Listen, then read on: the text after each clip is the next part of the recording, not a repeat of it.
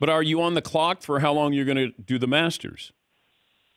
Well, I think you might remember this, but I've often said that I've wanted to be able to broadcast 50 Masters. It was Ken Venturi right. Yep.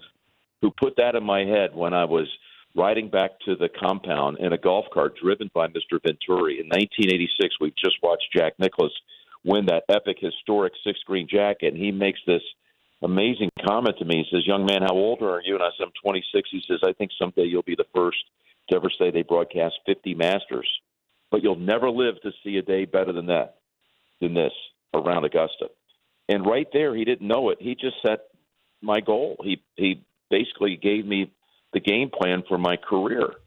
And I always thought, as a tribute to Ken and what's deeply in my heart, this event, I wanted to be there for 50. Ken Venturi said it to me when I was just 3.5 years out of college.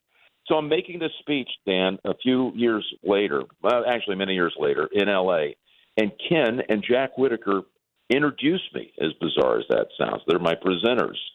And I told that story about how I wanted to work 50. Later that night, we're at the Hotel Bel Air bar, and Whitaker looks at me and says, "Jimmy, I heard what you said up there about 50. I said, "Yes, sir. What did you think?" He says, "You got to do 51.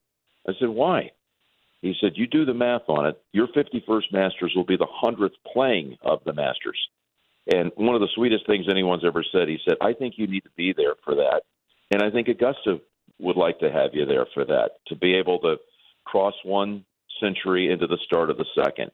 And so now Whitaker has his fingerprints on that goal. So I adjusted.